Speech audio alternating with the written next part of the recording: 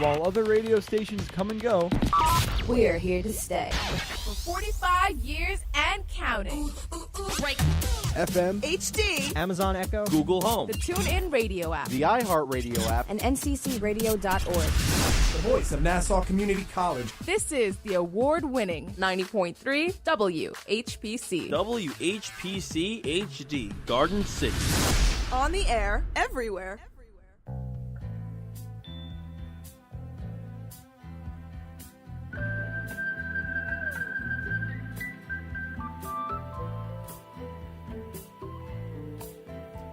If only you believe like I believe, baby, like I believe, we get by. 90.3 WHPC, the voice of Nassau Community College. Welcome to From the Press Box, part of the WHPC Sports Talk family, here every Monday, 9 a.m. to 10 a.m.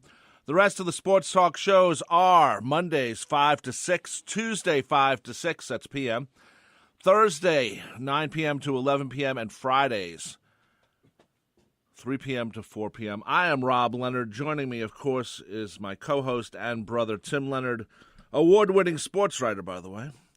How you doing? And we're going to talk sports as we do every Monday. If you'd like to join us, 516-572-7440. I want to start with football, but I really don't. I mean, I almost believe the football season's over for both Jets and the Giants. But I'm not sure I would go that far, but it's quickly slipping away, as they say. I want to actually start with what happened on Saturday over at Citi Field. What happened at Citi Field, brother, on Saturday? There was actually excitement. I'm unaware of what happened. There was actually excitement, except maybe when Jacob deGrom pitched this year, because David Wright actually was on the field for the first time in about 2.5 years. About 3 years. Well, May of 2016. A lot of medical procedures later. Yeah, and he got to go out basically on his own right, so to speak. Technically it wasn't a retirement thing because legally, for those who don't know, there's an insurance claim there. If he claims he's retiring, it might affect the insurance claim or with the Mets. I'm fairly certain, although it hasn't been reported that way. When the Mets had the press conference for David Wright last week, it seemed like everybody was painfully going about an exercise of not saying the word retirement. So David will not play anymore due to physical limitations. Yes. They found a lot of creative ways to say that. Don't wait for David Wright to get back on the field because it's not going to happen. Yeah, it was pretty touching. The only thing that I thought maybe they could have done one more thing was he batted twice. He had a walk and he had a pop up to foul territory. Yeah. The Met fans were actually booing as the ball was coming down. They were imploring Marlins first baseman Peter O'Brien, who actually is a former Yankee farmhand. But they were imploring him to drop the ball. Well, I'm wondering how much pain David Wright was in that they didn't let him bat one more time. I mean, I know why they take him out. There's certain reasons, applause and respect, but you know what? You want him to go out on a hit. It might have been a situation where, and again, this was something that I hadn't seen reported, so I'm kind of just speculating here. But two things. Number one. Wright's back could have been bothering him because he did pinch hit the night before on Friday night. Swung at the first pitch. Actually made pretty good contact and sharp hit to third base. And the third baseman for the Marlins made a real nice play to snag it and threw him out. Yep.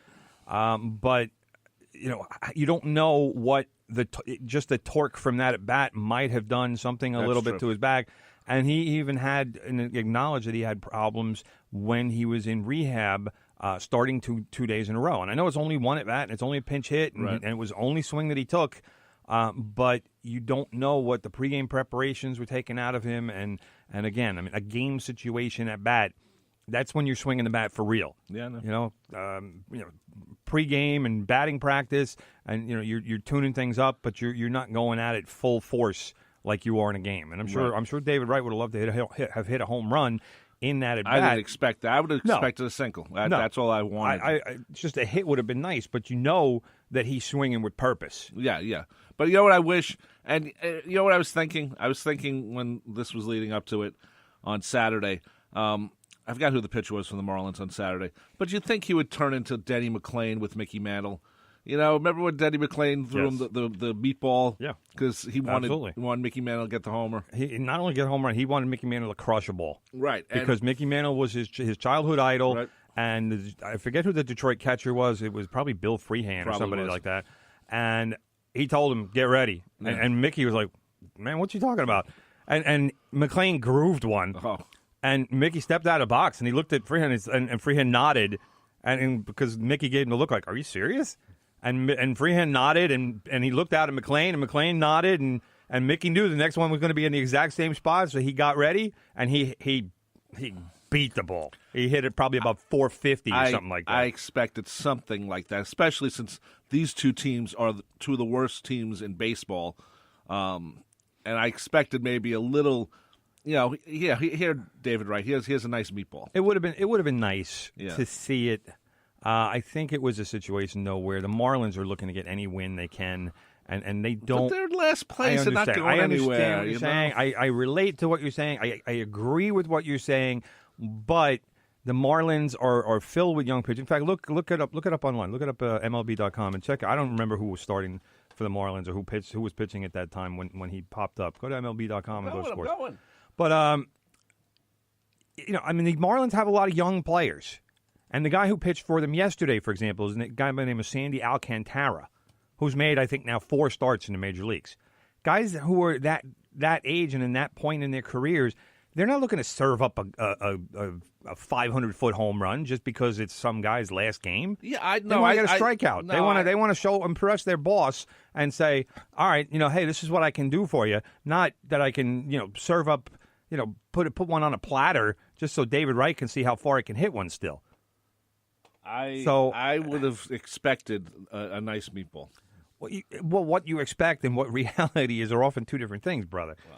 So I'm not saying otherwise. Instead of expecting it, you would have liked to have seen it. It would have brought you some joy in your life. But the Marlins pitcher, whoever he was, did not share your same viewpoint. So that's life. What can you do? Yeah. Well, let's hold on a second. What do you have? Are you still looking it up? I'm looking it up right now. Look faster, brother. It's slow, baby. Well, anyway, so the Mets. I'll give the Mets credit because the David Wright, the whole day, the Mets actually did it right for a change. Usually, the Mets are they're prone to screw these things up, as the Mets are prone to screw up a lot of things. But the entire day for David Wright, everything went well. His little daughter Olivia threw out the first pitch, right? And let's hope nobody was criticizing a 2-year-old for not throwing a strike. All right, I didn't see anything. She basically threw the ball about 3 feet and then it rolled to David Wright. 1 feet. Well, whatever it was, who cares? I mean, she's 2. All right, so David Wright comes out, he picks her up. It was a nice, cute moment. His family was out there, his parents, his wife, everybody. His other daughter was even younger. Well, Olivia. I think is Olivia the younger one or the older one? I don't even know. It's like 2. Well, then the other one was being held by the mom. Is Maddie. I think she's 4. So whichever one. So Richards was the pitcher, the opening pitcher. That doesn't help me. Click on his name. Who's Garrett Richards? I don't even know what his name is. Let's see. What do you have? Trevor Richards. Trevor. All right. So does it say how many games he started in his career? How old is he? This is his first year. So that's 4-9. So he doesn't want to serve up a meatball for a game he's probably going to get the loss in anyway. He didn't get the loss, but he has a 4.42 ERA. Come on, which isn't horrible these days. Isn't good either. Well, it's not Jacob deGrom, but not there's only one Jacob deGrom. So, but anyway, the Mets had they played a video tribute to David Wright. They did not mention retirement, and there was no one wishing him good luck and stuff like that. Yeah, we said that already. But it was also in that too. But then he had Jose Reyes next to him with shortstop. The Mets did that, and Wright leaving after the 5th inning, or when the Mets came on to. Oh, and actually one other thing, the players, I guess unbeknownst to Wright, when they came out onto the field before the game, let Wright go out by himself. And I don't think Wright realized until he got to third base and turned around, and all the rest of his teammates were still in the dugout, and he was on the field by himself. So that's a nice little tribute because as somebody who was the captain and has been a leader in this team, you want him to lead you out onto the field. Sure. But then, like I said, he turns around and is like, "Oh, okay, I'm out here by myself." But that's what the fans But he wanted. ran too, so Yeah. I figured he might have known. But I also think that on Friday when they when he went to pinch hit, I don't know if you saw the jumping up and down he was doing. It was almost like he was trying to make sure his back was okay, which I understand. It was a big part of it. He was jumping up and down, and there was a certain kinetic energy he had just waiting in the. Probably trying to keep loose a little bit too. Yeah, I mean that's all part of it. Yeah, It's he's had a lot of physical issues that he's had to deal with over the last few years. I wrote it down. Spinal stenosis, Yep. which as we've said before, never loses. Spinal stenosis is always a winner. Back surgery, neck surgery, shoulder surgery, and all of that in the last 2.5 years in mostly due to try to alleviate the pain that he was having, but also to treat injuries that he got along the way while trying to rehab and trying to build his body back up. His body basically rejected his overtures, and these surgeries were the result of that. So, think about how many surgeries he's had just in 3 years. That's three pretty major surgeries. That was a big reason also, besides the spinal stenosis, why David Wright finally said, you know what, I've had enough of this. I don't want to keep trying and have to keep going on the operating table. Who wants that many scars on their body? And he also, I think, the smart thing, and Cal Ripken did this too when he stopped his streak. He said it himself. He didn't want to have the whole winter having people guessing if he was going to continue it. Right. And I think David Wright thought the same thing. I didn't hear him talk about that, but I'm sure that was in his thoughts because, a whole winter of, oh, my God, is David Wright going to come back? He's holding back the Mets. No, he wasn't. The Mets were horrible this year without him anyway. If he was there, it would have been nice, but... Very true. Very true, because it's another thing. Like what it would be going into the winter and going into spring training, the talk around the Mets would be, again, what can the Mets expect from David Wright? Right. And the answer really for the last 2 years has been nothing. Yeah, and yet he's still made $20 million a year. Yeah, the Daily News had a nice page and a half thing of where he stands because he was a Met all his life, so right. He's basically number one in most categories. 1,777 hits, he's number one. 242 home runs, number two behind Darryl. RBIs 970, number one. Runs 949, number one. Games number two, behind Ed Kranepool. Ed Kranepool. Yeah. Ed Kranepool was a Met for a long time. Except for 1970, he was half a year there. At bats 5,996, lead the number one there. Doubles 390, number one there. OPS 867, and he had 242 homers, 26 triples, 1119 singles, and 390 doubles. Yep. And his batting average was about 296, I think. They don't list that here, but I don't know if it was that high, but that sounds high. I think for a career. Yeah, that sounds high. Really? Okay. I mean, it's possible, but it sounds a little high. But anyway, again, great numbers. And had he been able to do numbers like that for these last 3 seasons as a healthy David Wright, we might be talking about him now as a guy with a Hall of Fame case. Oh, but definitely. as it is with those numbers the way they are, I don't think he's really going to get serious consideration.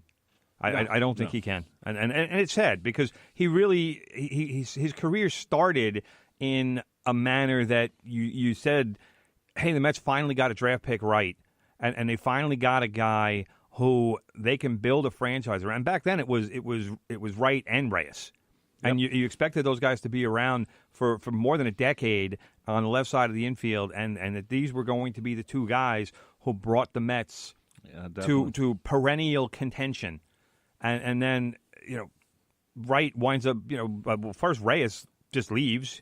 And decides that he's going to go chase the dollars, but then Wright gets hurt, and all of a sudden the best laid plans got ruined. Yep, that's true. So, and also, it says here, I know. 1 second, brother. Yes. His career batting is 296. It is. Wow. Yeah. That's a hell of a batting average. Yeah. I really didn't. I thought he was more like around a 270 or 275. So 296. That's That's an impressive career batting average, especially in this day and age. There aren't a lot of guys hitting 300 these days. It's just not the way it is with the shifts and everything else, and guys really selling out to hit home runs. Right. It doesn't